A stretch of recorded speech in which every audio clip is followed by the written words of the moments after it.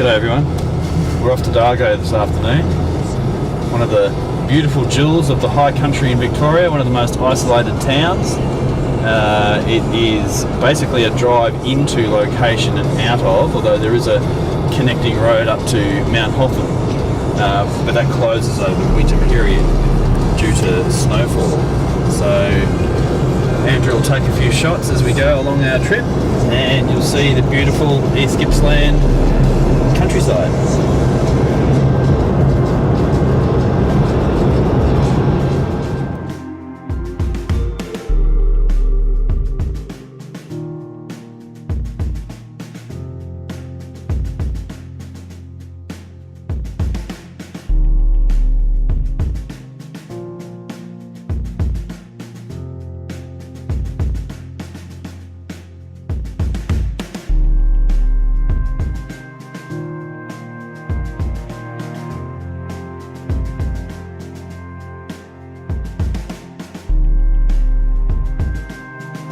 G'day everyone, today VUFOA-TV is in Dargo, which is in East Gippsland in the high country in eastern Victoria. Dargo is a place of great natural beauty, and it's very popular today with motorcycle riders, four-wheel drivers, campers, and it has a history that extends all the way back to the goldfields. And it also has a great mystery history. That's right, lots of interesting UFO cases have occurred in this area. And today, we're here to look at one that is absolutely fantastic. On the 28th of January 1976 at 11 p.m, two local farmers were about to have an encounter that would forever change their lives. Now, who were they? They were a lady who was in her early 40s at the time, and her younger cousin who was about 19.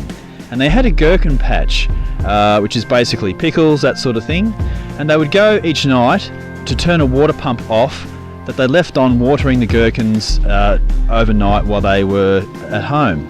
So on this particular night at 11 p.m, they hopped in their car and they headed out this direction, out of town. And as they headed out of town, they saw what they thought was a shooter's spotlight that was actually appeared to be tracing the car. Then they noticed that this particular light started to pace their vehicle.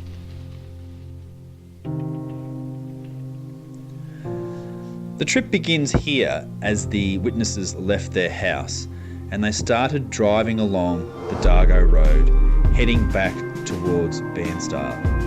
Now, as they started to leave the Dargo township, they noticed a light, and this light seemed to be a shooter's spotlight. But as they got closer to it, they could see that it was actually not a shooter's spotlight, but an independent light that appeared to be taking an interest in their vehicle.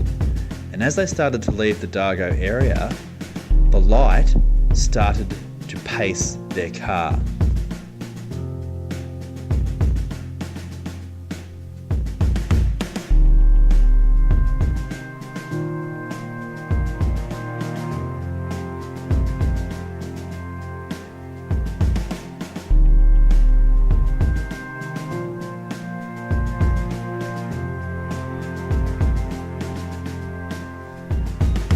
As they travelled out of town and started heading up the hill out of the Dargo area, they saw that light was definitely following them, and it was over in the adjacent paddocks on the right hand side.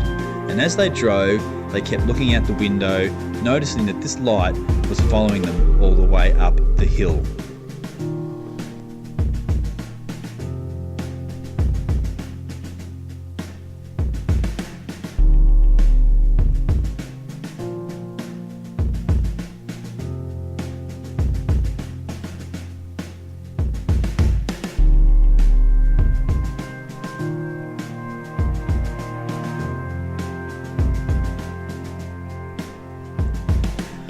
Once they reached the top of the straight road section at the top of the hill, there was a deep cutting that the road passes through. Now, as their car entered the cutting, they lost sight of the object that was pacing their car.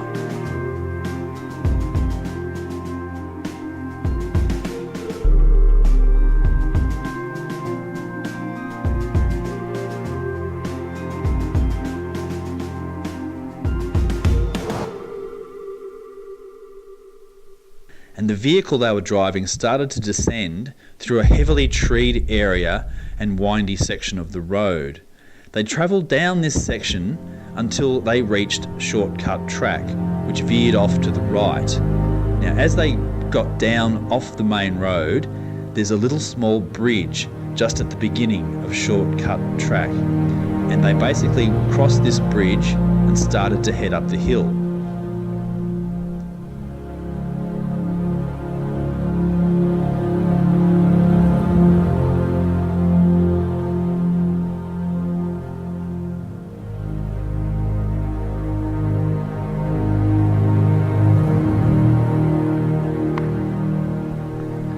So we've just followed the road that the two witnesses were on, and we've just come off the Dargo road, crossed over a small bridge, and we're heading up towards where the major encounter occurred.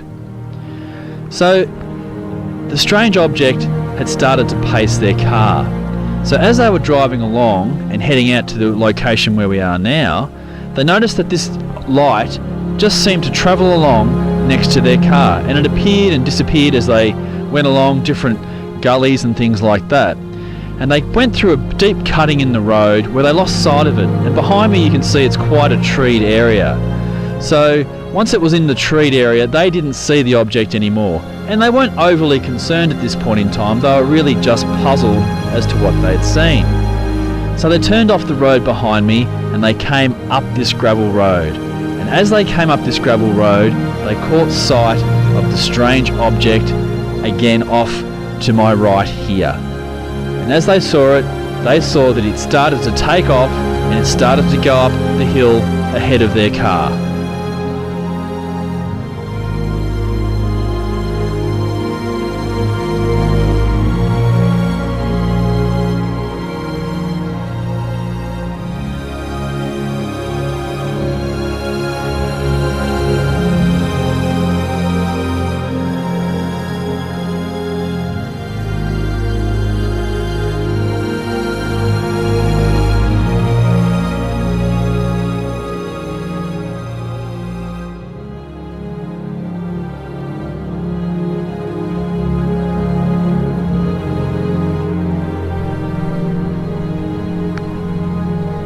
So as the car travelled up the hill that we just came up, basically the object came up ahead of the vehicle, and it got to the top of this hill where I'm standing in front of this gate where I am now, and it waited for the two farmers in the car to come up past.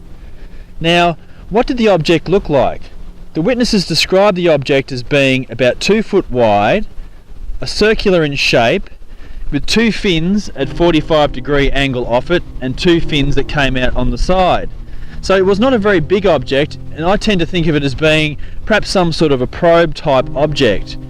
So as their car came up the top of this rise here, this small object, which is hovering just up here, shone, as the witnesses described, a most terrific light beam onto their car. She described it as lighting up the entire area like a midsummer's day. And at this point, the two witnesses became very scared, and she also described the light as having quite a heat to it as well, and that it was very much a shocking experience to have, going from complete pitch black to being put under the most tremendous spotlight. And then as their car passed over the rise here, it continued down, and the object continued over the rise here and followed them further down on their journey.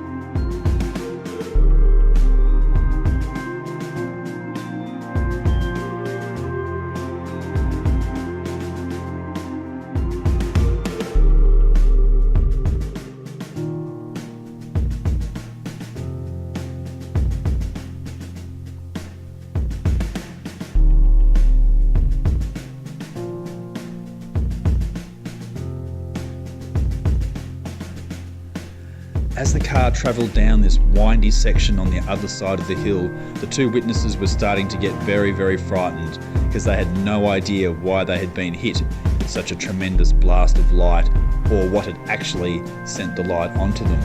It certainly was not a helicopter or an aircraft. So as they travelled down the hill, their apprehension levels were getting quite high and they were quite terrified.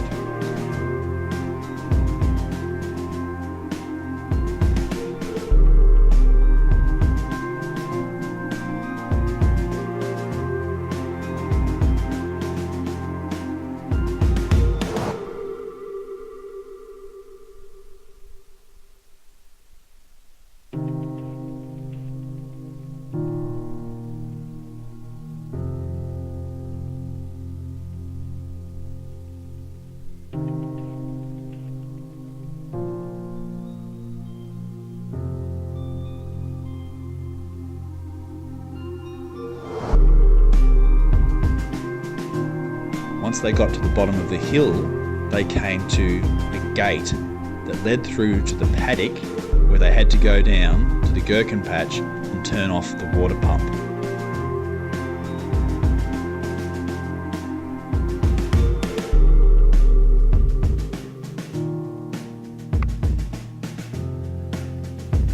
So once the object had shone that really bright light on them and they descended down the other side of the hill, they came to this point here at this gate where they stopped, and the female got out and she opened this gate and they got in and they drove down to their gherkin patch, which is down on the river behind me. And as you can see, this is a really beautiful location here, but at 11 o'clock at night it would have been pitch black. So when they drove down through this gate down to the gherkin patch, the object came right overhead here where I'm standing, and it followed them all the way out to the river. And when they got to the river, the lady again hopped out of the car and she ran over to the pump house and she turned the pump off. The object was in the sky, hovering above the pump house, watching her as she did so.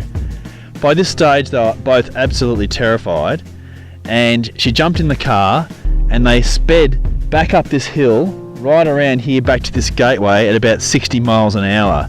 The object followed them all the way back up. She hopped out of the car again hastily. They drove through, they shut this gate, and then they took back up the hill that we came down before. And once they got to the top of the hill where the gate was again, the object shone another tremendous bright burst of light on them. They flew over the hill and they went back down to the Dargo road and they squealed their tyres onto the Dargo road. They drove back to their house.